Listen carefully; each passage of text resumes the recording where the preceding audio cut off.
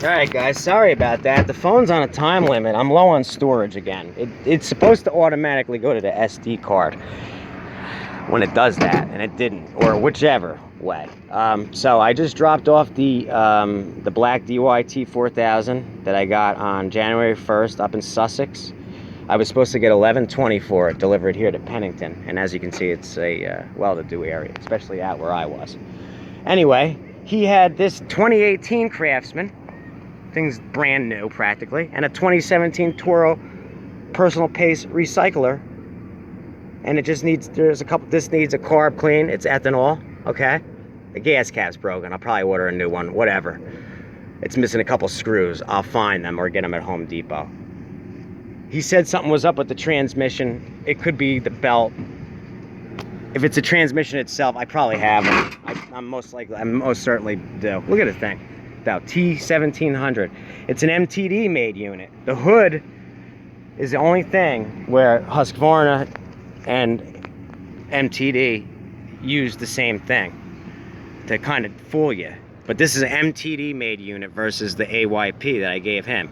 I just gave him a machine from 2004 in far better condition, working perfect, and he gave me a machine from 2018.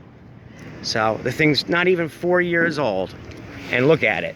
It needs work already. It's all minor. It's all minor. Look, four, come on. 4/2018, the thing just turned 4 years old. And it's already, you know, he already had to change the camshaft on the engine. He already had issues with the transmission. It's probably just the belt. It's one of them stupid Vari-Drive MTD deals. I see it off the track. It may have just fallen off track. It could be that simple. I've got the seat and everything for it. It's just in pieces. I got all the pieces, minus maybe a couple screws for this one, and a brand new battery too. Okay, this just needs a carb clean. These sell for $399.99. I'm gonna get at least $250. I can fix this machine and have this fixed in an hour. A wash on this is gonna be super quick. That thing too. He replaced the cam. It looks like when he put the new sump gasket on, just like I replaced the cam, you guys watched the video on that. It looks like when he put the new sump gasket on, it leaked oil, like maybe he tore the gasket. Something like that.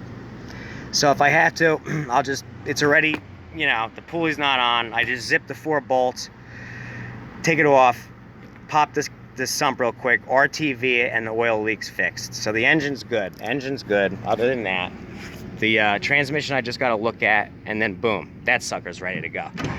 Now, what does that tell you about stuff built today?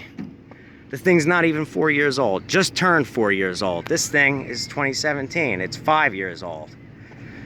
When in 2017. Boy, I gotta find the other model number. Whatever, sometime in 2017, and look, it's already having problems. Although that can happen to anything, because if you leave ethanol and gas over the winter, that's what happens. But that's a simple fix. I will have this one up and ready in less than a day. I will have that up and ready in a day or two. You know how much I'll make on this stuff? Easily $1,400. $250 I can get for this, maybe even a little bit more, because they go for $399, $400 plus tax. This was probably about $1,500 plus tax. I could get $1,200 for this machine easily. So you're talking $1,200, $250, $1,450. We'll call it some fuel cost to get here. I just made $1,400 minus the $120. Right. That was minus the $120, okay? For the trade, I did far better than him as far as the trade goes.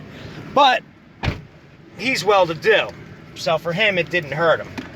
I don't know why he bought a used machine. Maybe because he realized the older ones are better. Because I kind of explained that to him. And the one other thing I'll say is, but that just goes to show how much crappier things are made now compared to what they were. I think I had to put the parking brake on. As former President George H.W. Bush once put it, back in 1991, New Jersey is the powerhouse of the U.S. economy. It's true. It is. New Jersey is the powerhouse of the U.S. economy. Where's the mechanism to put that thing? And that's one of the things I love about this state so much. What are the turn downs? Oh, look what he did to the battery. I can still get one on there, but damn. See, you don't over tighten lead.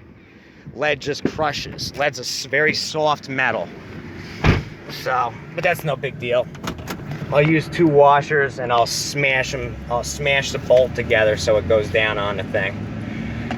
You don't over tighten on lead, it'll just crumble. Especially now.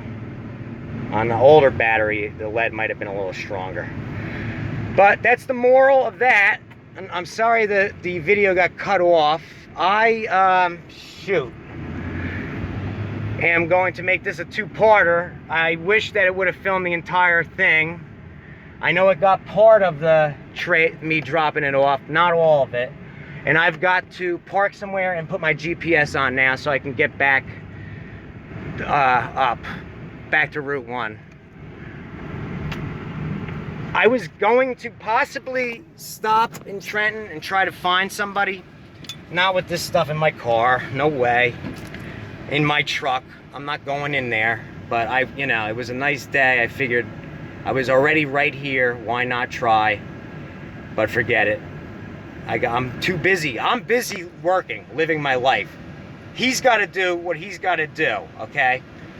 To get his shit together, just like I did. No one can do it but himself anyway. I can encourage him. I would like to encourage him. I would like to go, hey, dude, what the fuck are you doing, man? What are you doing staying homeless in Trenton, shooting up fucking needles? Letting this stuff rule your life. Are you kidding me? And then I would tell him, go first and get on methadone so you can live a functional life, okay? And then